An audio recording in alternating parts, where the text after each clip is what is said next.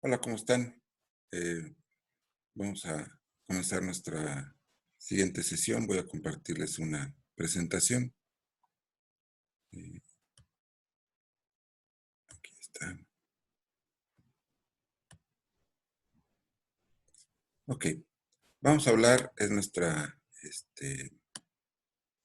clase de epidemiología veterinaria online y voy a hablar acerca del desarrollo de la epidemiología veterinaria en México, en nuestro país. Bueno, perdón si escuchan ruidos, está pasando la basura, pasa el gas, pasa el agua, este, se compran colchones, refrigeradores, estufas, etcétera. Entonces, bueno, parte de nuestra normalidad.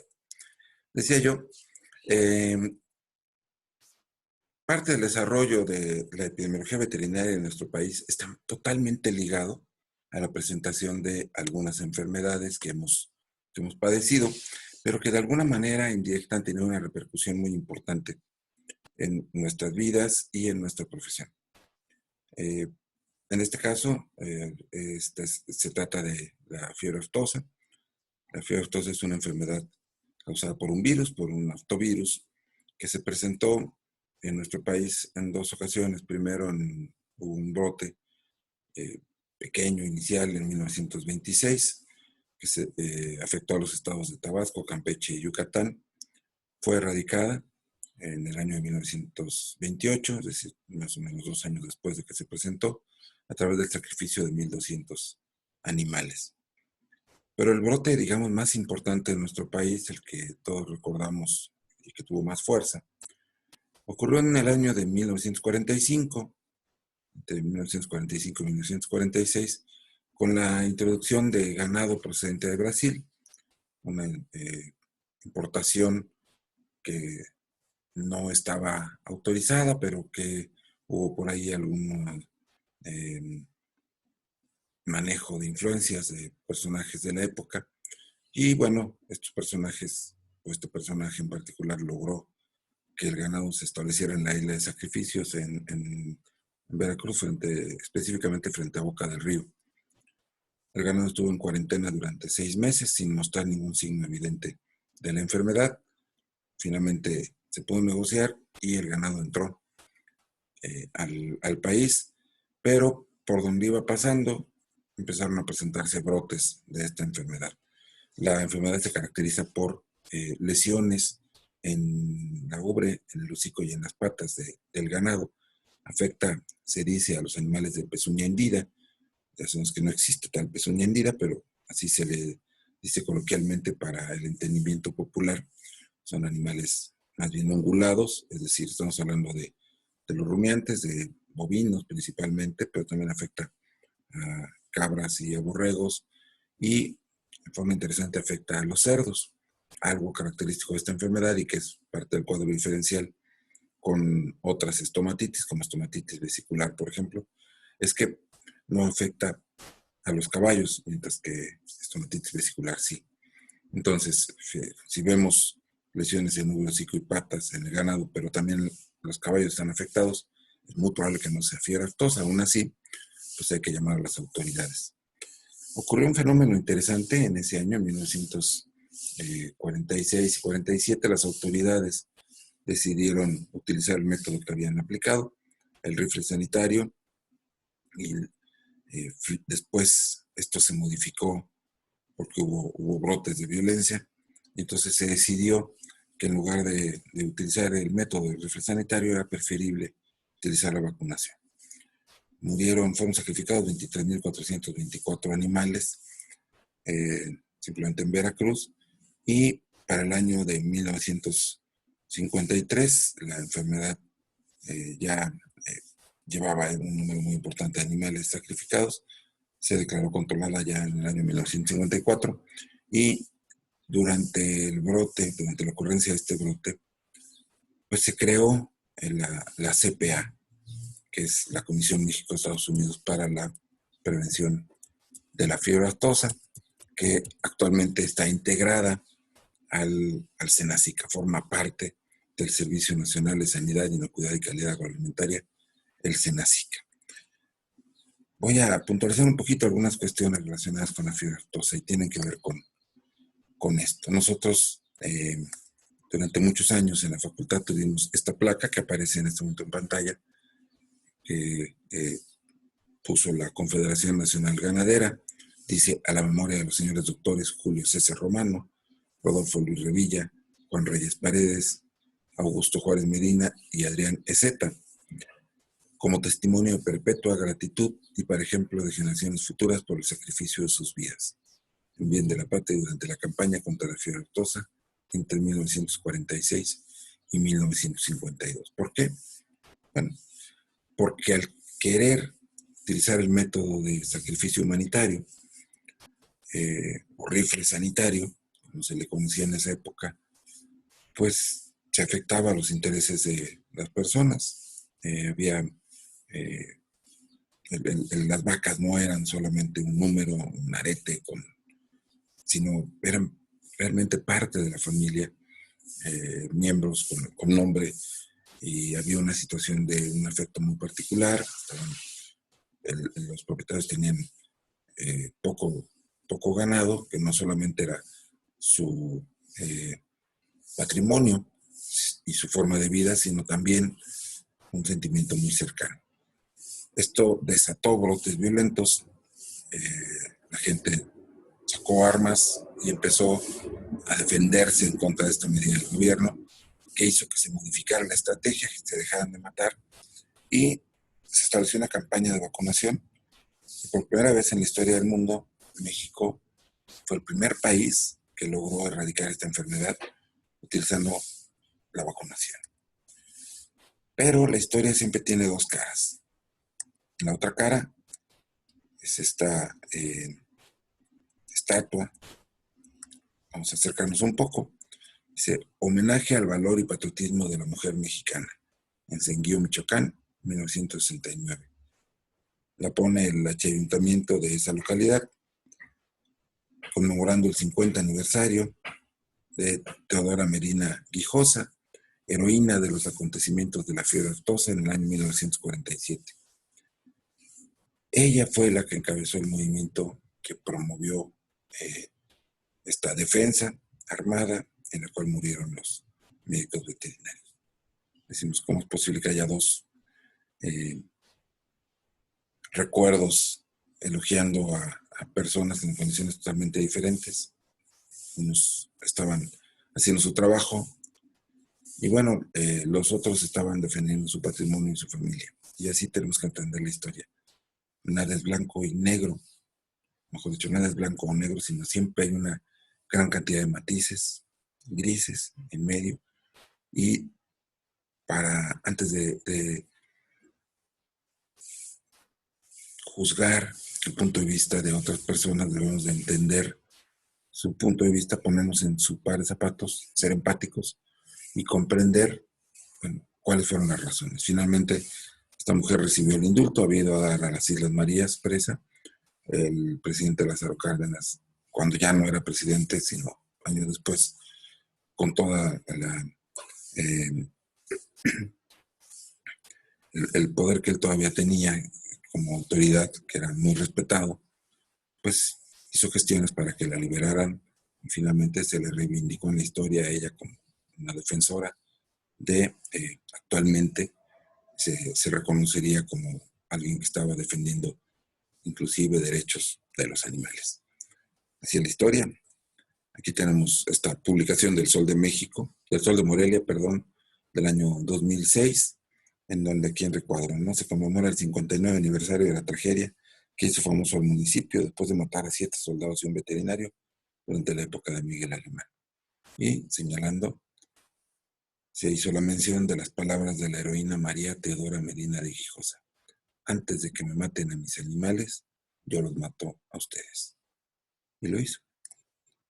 Bueno, decíamos, ese brote dio origen a la CPA, también fomentó o promovió la creación del INIFAP, bueno, del INIP, del Instituto Nacional de Investigaciones Pecuarias, que a lo largo del tiempo se transformaría en el INIFAP, el Instituto Nacional de Investigaciones Forestales, Agrícolas y Pecuarias, que actualmente existe, que tiene su sede principal en Coajimalpa, Distrito Federal, ahí en la carretera México-Toluca, donde estuvo asentada durante muchos años la CPA y todavía está el laboratorio, uno de los laboratorios BCL3 de alta seguridad de la CPA. Toda esta infraestructura recibió un refuerzo muy importante cuando ocurrió otro brote. Ya hubo varios, pero finalmente a finales de los 60s y principios de los 70s, en México tuvimos un brote, el más importante, de encefalitis equina venezolana, que a diferencia de la fiebre aftosa, la encefalitis equina venezolana sí es una zoonosis, es decir, es una enfermedad que afecta a los seres humanos y que además se transmite por vectores, por estos mosquitos que estamos viendo aquí, ¿sí? Con la experiencia que se había vivido, con lo que se sabía que había ocurrido apenas 20 años atrás, con el brote de fiebre aftosa y la violencia que se desató, se optó por no utilizar el sacrificio humanitario, es decir, no utilizar el rifle sanitario y más bien buscar vacunas. El ejército de los Estados Unidos de América llegó con la vacuna ya lista para aplicarse. Esto generó sospechas en algunas personas porque decían, bueno, ¿cómo la tenían lista? ¿No? Estados Unidos estaba enfrascado en una guerra que no avanzaba ni para adelante ni para atrás en Vietnam. Y pues hay quien piensa que había sido un arma biológica. Ustedes saben, existen teorías conspiratorias, ahora le llaman conspiranoicas, cada vez que ocurre una situación así, una pandemia, una epidemia inesperada en el mundo. Y bueno, este fue el caso. Hay quien sospecha que siempre el gobierno americano sabía que iba a ocurrir este brote porque empezó en las cercanías con la frontera con Guatemala, en donde había pues un laboratorio de enfermedades tropicales, en un país que en aquellos años estaba altamente convulsionado, con guerras civiles.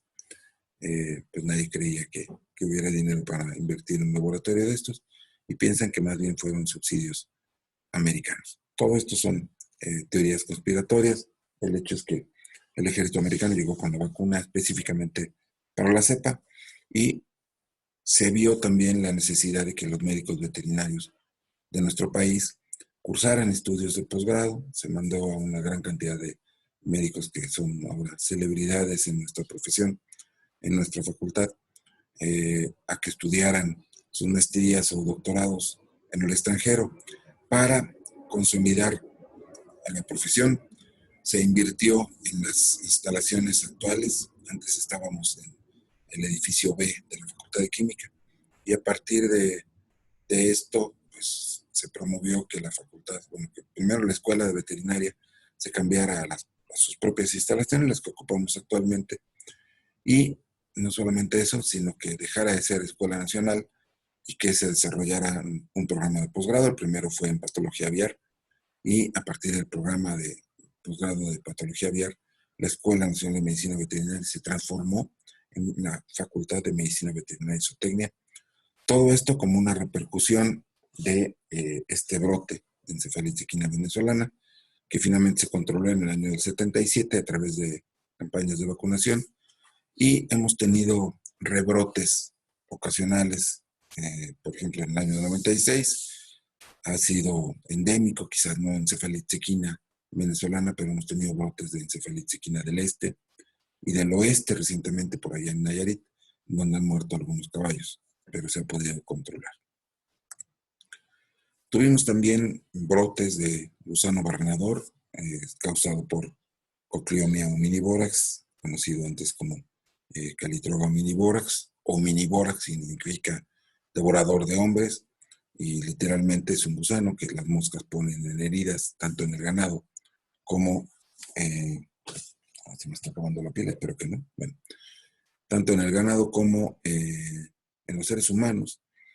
Y estas ponen sus huevos ahí, las moscas, se desarrollan las larvas y las larvas van comiendo literalmente el tejido y por eso se le llama Cocleomia hominivorax. Es decir, tenemos gusanos que están produciendo miasis en estas lesiones y el método que se encontró para controlar esta enfermedad es muy interesante porque estas moscas Las hembras de estas moscas se cruzan una sola vez en la vida, una vez que se cruzan con los mosquitos, con el macho, no, no son mosquitos, con la mosca macho, eh, se sienten ya fertilizadas y entonces depositan sus huevos en heridas.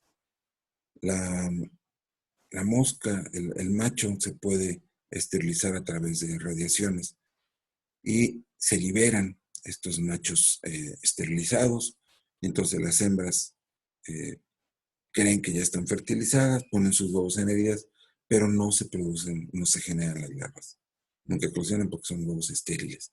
Y de esta forma se logró controlar, se radicó en nuestro país y México mantuvo una planta cerca de la frontera, en Chiapas, muy cerca también de la capital de Tuxtla Gutiérrez, en Chiapa de Corzo, una fábrica de mosca estéril que se empacaba en cajas y que después por avionetas se liberaban en las zonas en donde se detectaban brotes.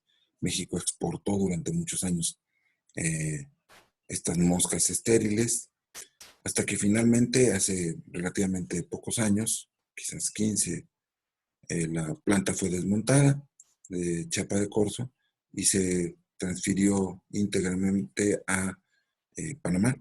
Y hasta ahora Panamá ha sido quien ha sido la defensa, es el tapón, digamos, a través del tapón del Darién, que es una zona selvática que está entre Panamá y Colombia, pero además con la barrera tecnológica que implica la fábrica de gusano barrenador, se ha logrado mantener a Centro y Norteamérica libres prácticamente de esta plaga. Ha habido ocasionalmente algunos brotes, en Estados Unidos hubo uno recientemente en la Florida, asociado a fenómenos meteorológicos como huracanes y demás que pudieran arrastrar a las moscas, pero se llevan las cajas de gusanos y, mejor dicho, de moscas estériles, se liberan y de esta forma se ha logrado controlar los brotes. Tenemos también, o hemos tenido, el brotes de enfermedad de neocastro velogénica, que es una enfermedad viral causada por un paramyxovirus que afecta a las aves. Tenemos, o hemos tenido en nuestro país, cepas llamadas Querétaro e Iztapalapa, que han producido tres grandes epidemias, por lo menos, la de 1952, la de 1970 y la del año 2000. Esta del año 2000 afectó sobre todo a la comarca lagunera, que es una de las regiones productivas de aves más importantes del país, no solo de aves, también de leche y de carne. Es una zona muy rica, productiva ganadera, pero en aquella ocasión afectó pues a las aves. Es una enfermedad de aves. Esta enfermedad produjo 13.6 millones de aves que tuvieron que ser sacrificadas, lo que generó pérdidas por alrededor de 750 millones de pesos y finalmente se logró controlar a través del sacrificio, decíamos, de 13.6 millones de aves y la vacunación. Con muchos esfuerzos, hace relativamente pocos años, unos 5 o 6 años, fue erradicada en México y esporádicamente se presentan algunos brotes que son detectados por eh, la CPA y son controlados y la enfermedad se mantiene libre en nuestro país. Otra enfermedad que no la teníamos, nunca la tuvimos y que llegó ya en fechas más recientes a nuestro país, es la fiebre hemorrágica de los conejos o enfermedad hemorrágica viral de los conejos, que es un nombre con el que la tenemos registrado oficialmente, que es causada por un calicivirus y llegó a través de una importación procedente de China. Esta importación no llegó directamente a México, llegó a San Francisco, en California, y estando en San Francisco, entró a los Estados Unidos, pero no tenía autorización para descargarse, era un embarque de varios miles de canales de conejo procedentes de China y bajaron por la costa oeste de los Estados Unidos porque allá no tenían forma de comercializar este producto. Entonces estuvieron buscando por dónde, intentaron hacerlo desde Tijuana, Mexicali y luego todas las fronteras que recorren, mejor dicho, recorrieron toda la frontera con México tratando de encontrar por dónde y finalmente en la última frontera, ya en Tamaulipas, en Matamoros, lograron cruzar, encontraron a una persona que les dio acceso y estos canales fueron a dar a un centro comercial muy importante que en aquella época se llamaba Aurrera y que actualmente forma parte de, se transformó en Walmart. Ellos las adquirieron y empezaron a comercializarlas. Se dice que, aquí hay que escuchar la historia que plantea el doctor Juan Gay. Él encabezó la campaña de control de esta enfermedad y él lo platica muy interesante, diciendo que había un personaje que era conocido como el viejo del costal, que parece que él fue el que compró muchas de estas canales, venían deterioradas. Entonces la propia empresa las sacó, tenían una bodega muy grande en Cuautitlán. Eh, las sacaron ahí, las pusieron en tambos y llegó un personaje conocido como el viejo del costal, que era una persona que compraba algo que se conoce como troncha, que es la mortalidad que hay en las granjas, en este caso de conejos, y compró o se llevó todas estas canales congeladas, que ya a lo mejor no estaban tanto dañadas, con lesiones y demás, y siguió su recorrido en granjas de conejos comprando mortalidad para revenderla, se dice o se sospecha, para elaborar michotes de conejo, para que sigan comiendo michotes en la calle. Eh, y bueno, de esta forma se dispersó la enfermedad, afectó a casi la mitad del país, produjo una gran mortalidad.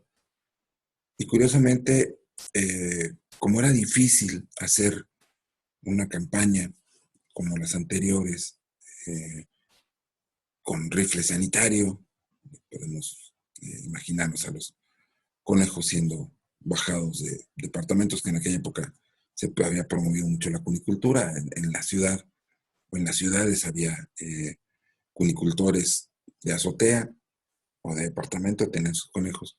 Entonces imaginémonos a todos estos conejos siendo bajados para en calles meter equipos, cavar fosas y que fueran fusilados ahí para controlar la enfermedad. Era muy difícil y más bien lo que se promovió fue la donación voluntaria. Hubo rumores de que la enfermedad se podía transmitir a los humanos, rumores que no eran ciertos, pero de alguna forma esto ayudó a que la gente quisiera deshacerse de los conejos, porque más vale, se vino abajo la producción de conejos del país, fue una crisis terrible de la cual tardó muchos años, muchos, en recuperarse. Y la gente iba y donaba, se pusieron puestos en las esquinas, en las colonias, para que llegaran a donar en camionetas. Bueno, camionetas se llevaban a estos conejos donados y se llevaban a algunos centros donde eran sacrificados e incinerados, entre ellos la Facultad de Medicina Veterinaria, en el horno de la facultad, que está allá en la sala de necropsias, sacrificó una gran cantidad de conejos. ¿Sí? Esto acabó con la enfermedad, pero dio como resultado la creación de algo interesante, el CONASA, porque los veterinarios de esa época pues nos dimos cuenta que era importante trabajar en equipo. Nadie sabía cuál era la causa, no teníamos internet todavía, eh, nadie sabía lo que estaba ocurriendo en China en ese momento y pues el intercambio de información fue muy importante para que la gente pudiera saber que se empezó a trabajar colaborando en IFAP, la facultad, Fescotitlán, que ellos eran sospechosos porque estaba muy cerca de la bodega y fueron también acusados de que sí ellos eran los causantes. Después se demostró que no tenían nada que ver. Pero se trabajó en equipo muy interesante y se vio que esto era una forma de potencializar los conocimientos. Se creó entonces el Consejo Técnico Consultivo Nacional de Sanidad Animal, el CONASA, como una consecuencia de esta enfermedad que afectó la agricultura de nuestro país. Actualmente hay un brote activo, o sea, han registrado brotes activos de esta enfermedad en el norte del país. En el sur de los Estados Unidos el brote se está diseminando y no sería raro que tuviéramos otra vez un brote en este momento de esta enfermedad.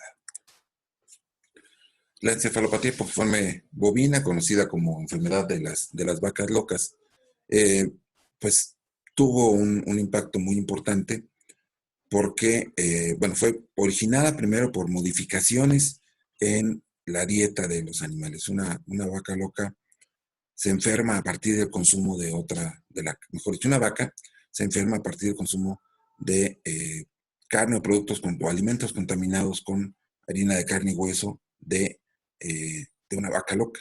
Normalmente las vacas no comen vaca. Esto es una cuestión que nosotros hemos hecho de forma artificial, dándoles harina de carne y hueso en las dietas para, sobre todo, mejorar la producción láctea. Los métodos con los que se elaboraban estas harinas de carne y hueso fueron modificados durante los años 80 a partir de una crisis que hubo de energéticos en el mundo. El costo del petróleo estaba altísimo, se requiere combustible para producir estas harinas. El método tradicional implicaba aplicar temperaturas superiores a los 136 grados centígrados y se buscaron métodos que fueran más baratos, como aplicando temperaturas de 85 grados centígrados mediante la adición de solventes. Y esto generó que, o sea, es la hipótesis, que un virus, o mejor dicho, un prión que se encontraba en los restos de borregos y que causaba una enfermedad conocida como Scrapie o Scrapie, permanecieran y se pudieran adaptar y modificar de tal manera que las vacas que consumieron todas estas harinas adquirieron este prión ya modificado, el cual se conoce como el prión de la encefalopatía bovina, y produjo una crisis alimenticia mundial. El Reino Unido fue el más afectado, pero también muchísimos países de Europa, después de Estados Unidos y de Canadá también, o sea, Estados Unidos y Canadá también se afectaron. Y México tomó una decisión, fue una de las primeras decisiones tomadas en forma colectiva por el CONASA, que fue el cierre de las fronteras a todo producto de origen bovino originario y procedente de países en donde no hubiera habido brotes. Después de muchos años de lucha y de establecer un programa de vigilancia epidemiológica para esta enfermedad, los países han ido recibiendo reconocimientos de, no se dice libre, pero sí de riesgo insignificante de esta enfermedad. México ya recibió ese reconocimiento después de muchos años de lucha y es uno de los orgullos que tenemos en nuestro país, haber detenido esta enfermedad, haber establecido las medidas sanitarias suficientes para que no se diseminara y se estableciera en nuestro ganado. Tenemos otras enfermedades, otros brotes como influenza aviar de alta patogenicidad que la hemos tenido en forma recurrente con los virus H5N1 y H7N3, que son los que más se han presentado en nuestro país. Hemos tenido brotes hace muy pocos años, como 9 años, más o menos 8 años, tuvimos un brote muy importante que produjo una crisis en cuanto al consumo de huevo. No había huevo para abasto suficiente y luego cuando llegó a haber estaba a precios realmente muy altos porque había escasez. Hubo también especulación, pero finalmente a partir de operativos, a partir del trabajo de los médicos veterinarios, estos brotes se han podido controlar y México se mantiene todavía como un país libre de esta enfermedad con esporádicos brotes que se presentan y que son detectados afortunadamente. Vemos aquí un mapa de cómo esta enfermedad ha tenido brotes en diversas partes del mundo y siempre existe el riesgo de que influenza pueda llegarse a transmitir a humanos. Entonces se da un seguimiento muy puntual. Sabemos la importancia que tienen las enfermedades zoonóticas a partir de enfermedades de los animales. Entonces, en todos estos casos que aparecen en la pantalla, se ha podido documentar que existe transmisión, digamos, de influenza aviar, y ahí están de cuáles cepas, de acuerdo con los circulitos que vemos aquí, H5N1, H7N2, H7N3, H7N7 y H9N2, hacia los seres humanos. En el continente americano solamente 2 casos en Estados Unidos y 2 casos en Columbia Británica, en Canadá. ¿Sí?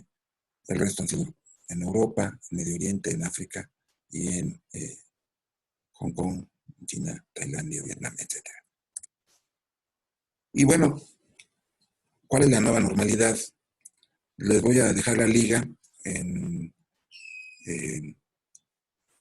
la plataforma de Classroom para un video muy interesante que desarrolló la Federación de Colegios y Asociaciones de Médicos Veterinarios o Tecnistas de México sobre la participación de los médicos veterinarios ante la epidemia. Esto que estamos viendo aquí es una captura de pantalla de una de las sesiones de los comités de CONASA, en este caso de vigilancia epidemiológica, en cual tengo el honor de pertenecer, y ven por ahí probablemente algunos profesores que ustedes conozcan en nuestro departamento, como el doctor Carlos Rosales, conocido como el Conejo, la doctora Alejandra León Cruz, también colega de epidemiología, la doctora Elisa Rubi Chávez, también ha sido docente de nuestro departamento, la doctora Sada Neirica, que aparece doble, porque se conectó con su computadora, con un dispositivo, y prácticamente todos los que aparecen aquí han sido egresados de la facultad, excepto la doctora Rosario Pérez Espejo, que es economista, y el doctor Rolando Reina, pero él, bueno, puso una, o se está acabando la batería. Rayos. Perdón.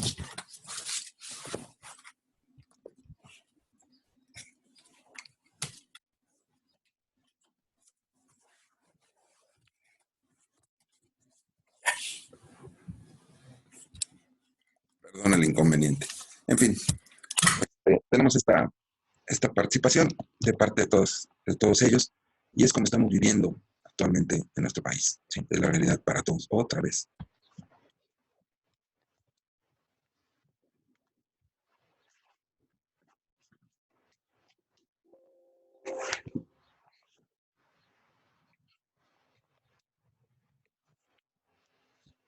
Una disculpa. De todas maneras, creo que es la última y no les puse aquí el cuestionario, te lo voy a poner en la presentación que les voy a compartir en la plataforma en unos minutos. Y bueno, antes de que se me vaya a apagar esto, les agradezco mucho su atención y en breve subiré esto a la plataforma y nos vemos el próximo lunes. Los cuestionarios que les estoy dejando son para subirse en la plataforma con la captura tradicional y para que los manden, les estoy dando una fecha de por lo menos 2 días para que ustedes los suban. Si no pudieron antes, no hay problema. Simplemente les establezco una fecha para que no se les vayan acumulando. Y lo importante es que nos los hagan llegar para poderlos ir revisando, etcétera. ¿Sí? Un saludo, muchas gracias y me despido.